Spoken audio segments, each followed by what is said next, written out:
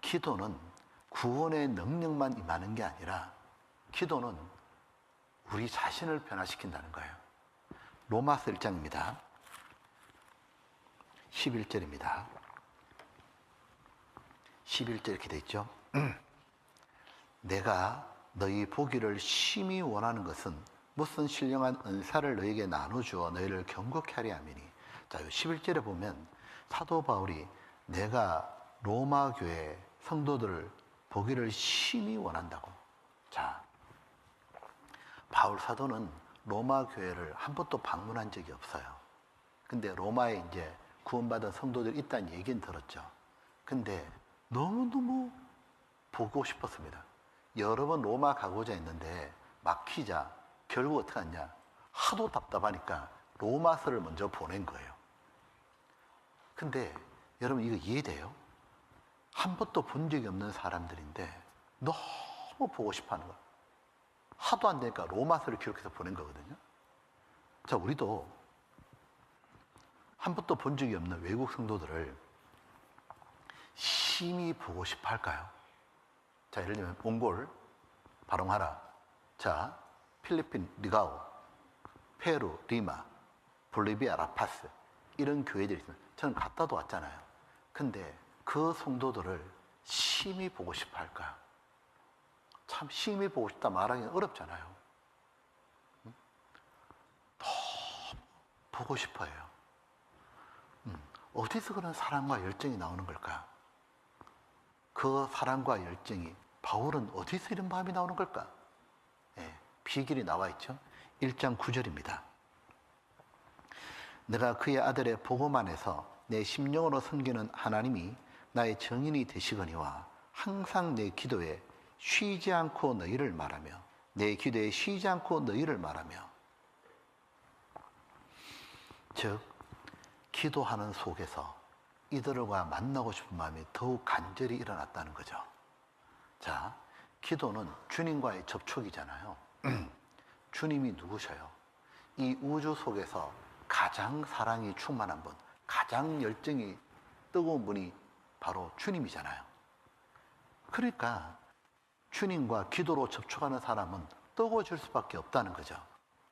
하나님께서는 기도하는 사람에게는 하나님의 뜨거운 마음도 부어주시고 구원의 열매도 맺게 주신다는 거죠. 무슨 일이든지 마음이 새할 수 있는 거잖아요. 마음이 간절할수록 더 적극적으로 모든 걸 해보려고 하잖아요. 기도의 가장 큰 효능이 무엇일까? 기도하는 사람 그 자신이 변화된다는 거예요. 기도를 통해서 사실은 하나님을 바꾸는 게 아니고요, 기도하는 자신이 바뀌어지는 거예요. 전심으로 기도를 드릴 때 기도 응답보다 더 놀라운 일이 벌어지죠. 내 마음이, 내 심령이 변화가 된다는 거예요. 기도하는 사람이 이래 되는 거죠. 세상과 죄를 떨쳐버릴 수 있고 십자가와 주님만 위해 살고 싶은 거죠. 내 마음이 정말 거룩한 열정에 불타는가, 왜 식었냐 물어보면 기도가 사라졌기 때문 아닐까 싶어요. 보면 하나님은 전심으로 나를 찾고 찾으면 나를 만나리라, 진실하게 간구하는 적에 가까이 하시는도다. 한번 물어보는 거예요. 우리는 지금 어떻게 기도하고 있죠? 대집회 앞두고 어떤 마음이죠? 절박하게 기도하셔요? 하나님의 능력을 베풀어 주시기를? 아니면은 기도한 내용이 뭔지도 모르는 거 아니에요? 기도하고 난 다음에 기도의 시간이 길고 짧은 게 문제가 아니에요. 마음의 정도가 문제예요. 간절함이 문제인 거죠. 아무리 길게 기도하더라도 마음이 들어가지 않는 기도는 중원 부분밖에 더 되냐고요. 가장 무능력한 기도가 뭡니까? 무심한 기도예요. 입으로 되뇌이는 기도잖아요. 자, 우리들은 까마귀한테 가서 배울 게 있어요. 하나님이 까마귀 만들어 놨잖아요. 까마귀는 부정한 새입니다. 죽은 시체, 썩은 고기 뜯어먹고 사니까 그 사람들 욕 중에도 까마귀한테나 가봐라, 너는 썩은 인간이다, 그 말인 거죠. 시체를 뜯어먹는 습성 때문에 여러 신화에도 항상 어두운데 다 까마귀 크라고 나오죠. 색깔이 어물할 정도로 검고 울음소리도 깍깍 얼씬스러워요. 그러니까 우리나라에서는 그 흉조잖아요. 많은 사람이 불쾌하게 만들죠. 근데 그 까마귀를 하나님이 만들어 놨잖아요. 왜 만드셨을까요? 까마귀한테 배우라 그런 거예요. 이 성경에 까마귀 나오는 거 아시죠? 그 흉조인, 그 기분 나쁜 울음소리 깍깍거리는 까마귀를 하나님이 성경에 기록했습니다. 한번 볼게요. 욥기 38장 여기 41절입니다. 까마귀 새끼가 하나님을 향하여 부르짖으며 먹을 것이 없어서 오락가락할 때에 그것을 위하여 먹을 것을 예배하는 자가 누구냐? 여기 보면 까마귀도 새끼입니다. 하나님을 향하여 부르짖으며,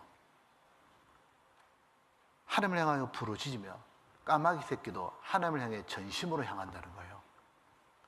까마귀 새끼도 자기가 먹을 거 달라고 할 때, 먹을 거 없을 때 전심으로 하나님을 향한다는 거예요. 그래서 부르짖잖아요. 오락가락하면서 자기가 먹을 것을 얻을 때까지 계속 다니면서 부르짖는다 돼 있죠. 시편 147장 하나 봅시다. 147장 9절입니다. 덜 짐승과 그다음 뭐라 되어 있습니까? 우는 까마귀 새끼에게 먹을 걸 주시는도다. 하나님이 아무 까마귀에 준 게 아니죠. 여기 우는 까마귀 새끼에게, 이 까마귀 새끼도 전심으로 하나님을 향해서 울더라는 겁니다.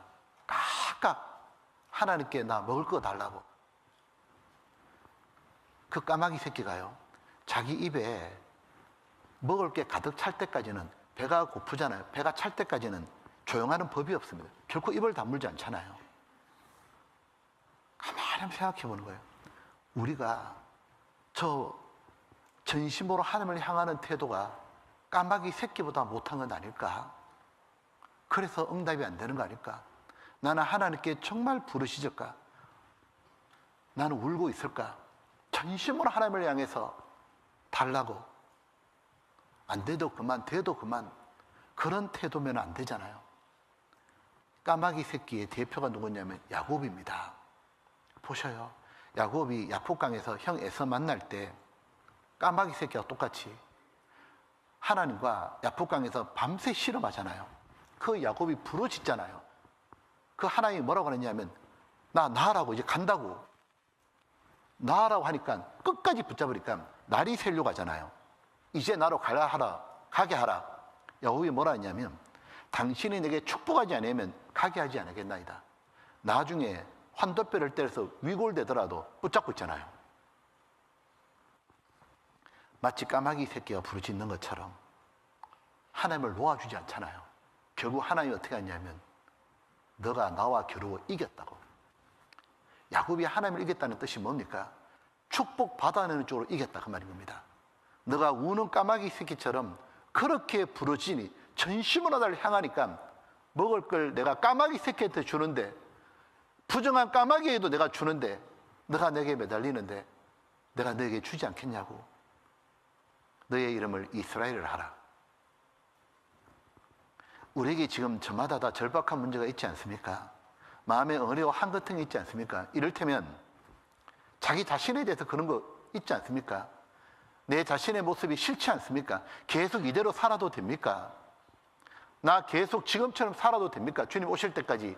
아니지 않습니까? 정말 더 이상 이렇게 살고 싶지 않고 이제 주님 만날 때가 얼마 남지 않았는데 정말 새롭게 살고 싶은데, 정말 그런 사람은 삼손 같은 절박한 기도가 필요하잖아요. 삼손이 까마귀 새끼처럼 하나님께 부르짖었잖아요. 삼손이 여자를 좋아해서 사고치고 또 사고쳐서 여자 품에 베이다가 나중에 들릴라 무릎에 머리를 갖다 댔잖아요. 머리카락이 다 밀리고 하나님께 힘을 주신 힘을 다 잃어버렸잖아요. 나중에는 그 블레셋 사람한테 가가지고 짐승같이 살았잖아요. 소처럼 연자 맷돌 메고 돌리고 두 눈 뽑혀가지고 더 이상 옛날에 그 멋있던 삼손이 아니에요. 옛날에 모든 사람이 쳐다봤던 그 삼손이 아니에요. 누구나 보고 부러웠던 삼손이 아니에요. 사람들의 조롱받는 삼손이에요. 마치 구원받고 너무 잘 살았는데 천사도 부러워하고 하나님도 기뻐하시고 모든 사람이 우러러 봤던 사람인데 어느 순간부터 마귀의 조롱거리가 된 분도 있단 말입니다. 자신이 너무 초라하고 이렇게 더 이상 살고 싶지 않다. 그런 마음이 있잖아요. 그때 삼손은 그냥 기도한 게 아닙니다.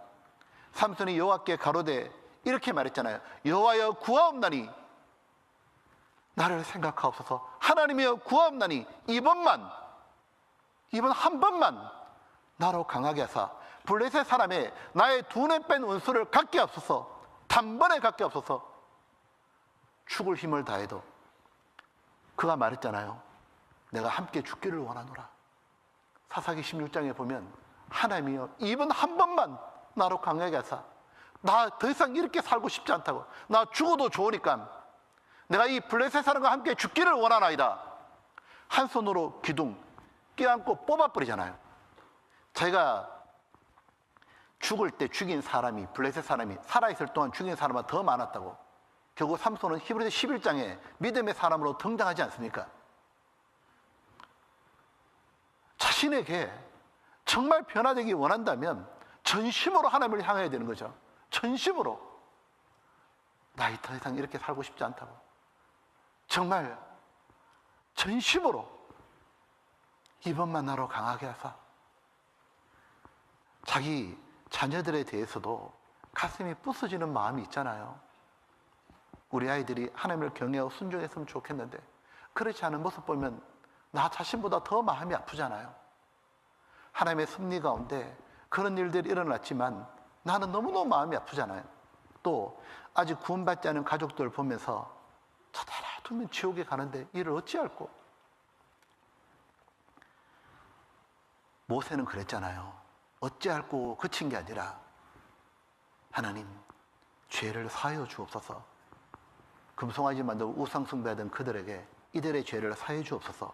그렇지 않으면 원컨대 주의 기록하신 책 생명책에서 내 이름을 지워버리시옵소서. 사도 바울도 내 골육의 친척을 위하여 차라리 내가 저주를 받아 그리스도에 끊어질지라도 원하는 바로다. 어떤 기도를 드렸냐 하면 자기의 모든 걸 걸고 기도하잖아요. 자, 우리 대집회 어떤 마음이에요? 전심으로 이 대집회를 향하고 전심으로 하나님을 향하고 전심으로 영혼을 전도해 보려고 전심으로 기도하는 집회입니까? 우리는 이런 거 원하지 않아요? 318명이 정말 인도되고 그중에 나도 한 명 인도하고 구원의 역사가 크게 나타나서 우리 모두가 감사하고 기뻐하고 즐거워하고 하나님으로 즐거워해서 또 전도하고 싶고 우리 수양이 기다려지고 그런 집회를 지금 우리가 하고 싶어 하는 거잖아요.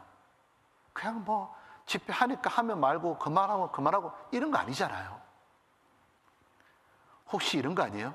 설마 그럴 리는 없겠지만 혹시 대집회에 아무런 설렘도 기대감도 없는 건 아닙니까? 만약에 그 절박함이었던 그 이유가 뭘까요? 내가 인도한 사람이 없기 때문입니까? 아니면 교회가 함께 세운 318명의 인도라는 목표에 관심이 없기 때문입니까?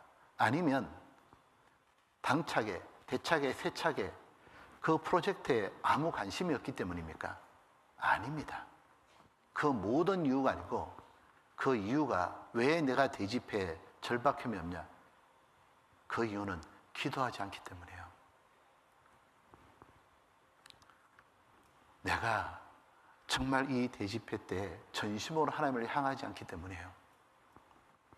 내가 절박한 심정으로 하나님의 역사를 보고 싶어하고 이런 영혼을 구원하고 싶어하고 그 마음이 없는 이유는 내가 하나님께 전심으로 향하지 않기 때문인 겁니다. 영혼에 대해서 냉랭해졌습니까? 미지근해졌습니까? 대집회에 대한 마음이 식었습니까? 아니 미지근하다 못해서 차가워져 버린 건 아닙니까? 얼음장같이 되었다면 정말 자기를 위해 기도해야 되지 않습니까? 절박한 심정으로